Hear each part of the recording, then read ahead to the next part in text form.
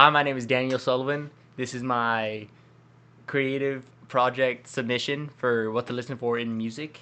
And today I have a guest speaker. You can introduce yourself. I'm Jasmine. What major are you? I'm a cybersecurity major. Oh, heck yeah. I'm going to start off with, obviously we talk about music today. So I'm going to start off with asking you a question. What's your favorite music genre? I would have to say jazz. I'm a big fan of jazz. Jazz. That's Yes. cool. Why jazz? Why specifically jazz? Because it sings differently than any other genre that I've listened to.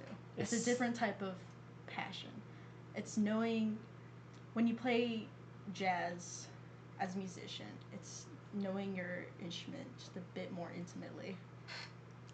I've never heard anyone say it like that. I can't even lie to you, but that's actually pretty cool. So I'm gonna go into our topics because I do have a couple topics written down, and so the first topic that we're gonna talk about today is the feeling of music. So I'm gonna get into that.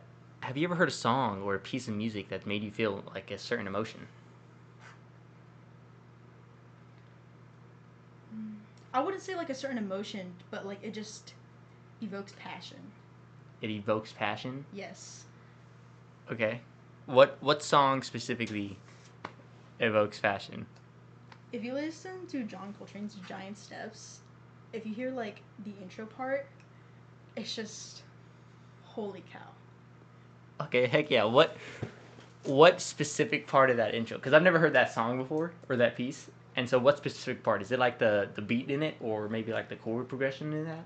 It's a bit of everything, especially like the chord progression, because the chord progression is very different, especially from like standard songs. Mm-hmm. But a lot of it is, if not the whole thing, is improvised. So all of it is just coming straight from the brain on into the world. So you get to hear a lot of that. I think that's why they call jazz soul music too. Honestly. Yeah. Now, granted, there's different types of jazz, but yeah, but that's awesome. Heck yeah. So, personally, the song that I usually go to when I'm thinking of like an emotion type song is I'm a country boy, so I like country music, and the song I go to is Cold Beer and Country Music by Zach Top, and the reason I go to that is because the upbeat of it just kind of makes me like tap my feet. It makes me kind of want to get up and start dancing. You know what I mean? Yeah. It makes me happy. Just like the beat of it, really. And then obviously the music and the lyrics are awesome. But the beat's what you first notice is the beat and the nice guitar because it adds a little type of bluegrass type soloing, and I love bluegrass, so bluegrass is good. it's awesome. Oh yeah. But yeah, that's kind of why I like that. Which, speaking of beat, that actually goes really well because the second topic we're talking about is parts of music. And so we talked about the feeling of music and how music can make you feel certain stuff. Like you said, how it evokes passion. Yeah.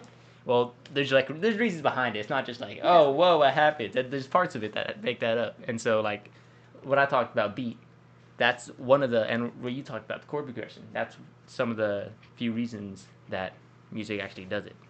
And so we can go into that. Like, I'm gonna start with rhythm. The rhythm of music really kind of affects how you feel music. You know what I mean? Oh yeah. Like, have you ever noticed how if you're listening to, you go to like a dance hall or something like that, most all the songs are gonna be super upbeat and make you dance. Have you ever noticed that when you go to any party or anything? Oh yeah. Like pop music in general is like most of it's very upbeat. It's like Oh yeah, makes you want to like kind of get up, dance. Exactly. Oh, yeah. But and then like there's like the soul music and the kind of sadder jazz music really like it can make you like feel sad because like you're feeling through the tunes even if there's no words, just like the what chords they play, the beat of it and the rhythm of it just really shows you and makes you feel certain things. Do you know any songs that make you like feel sad? Not sad, but you know, kind of in that sad state off the top of your mind. I don't know any. No, that's understandable. I don't listen to a lot of sad songs because you know I'm not a super sad person, but I do like sad songs still because they can make you feel sad even when you're the happiest person. Actually, I just came it's up crazy. with one. What's up? Tell me. Frank Sinatra's "Rain in My Heart." I've never heard that one. I've heard a lot of Frank Sinatra, and I've never heard that one. That one's really good. It's not like one of his like biggest popular ones, but it's a good one.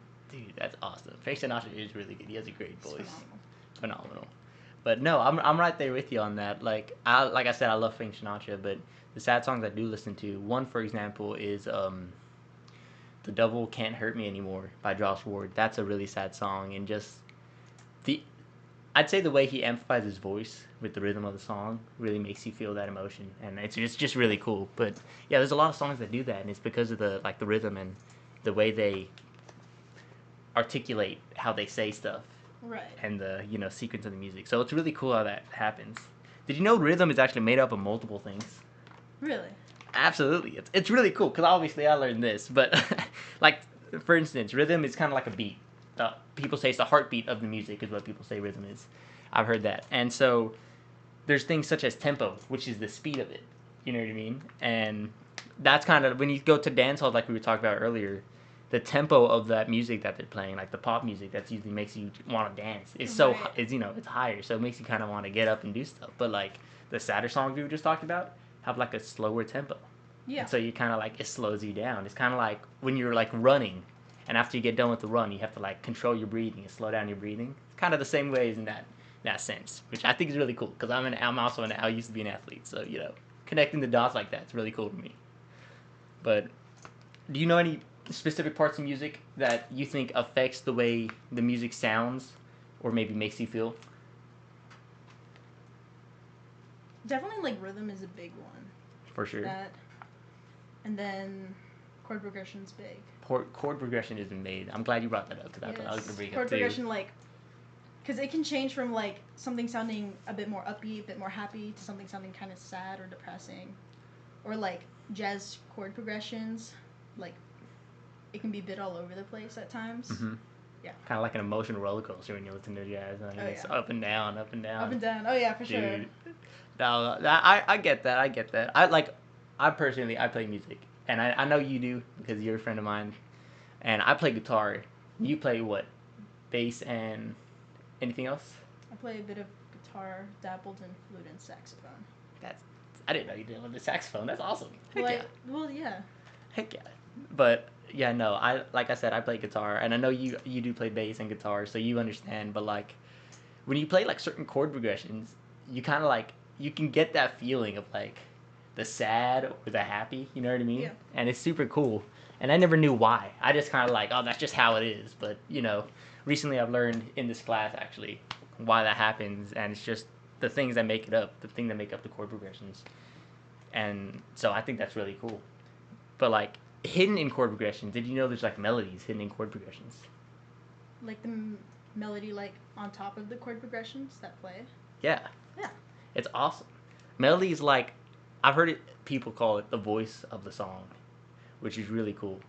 And so like, and I've always knew this, but if you, like me example, if you're playing a piece on a guitar, if you don't have that melody in there, you're just playing chords, and if you just play that to somebody who doesn't know you're playing that specific song, Yeah. they might not be able to get it.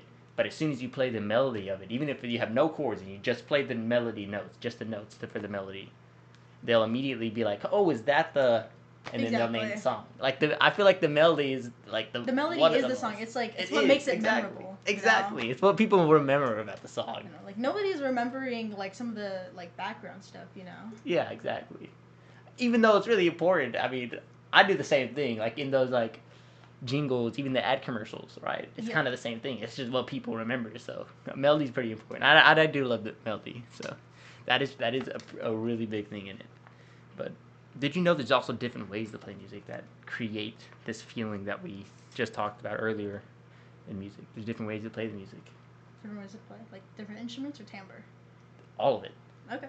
Like, I know you talked about timbre just now, and you brought that up, which is a good point.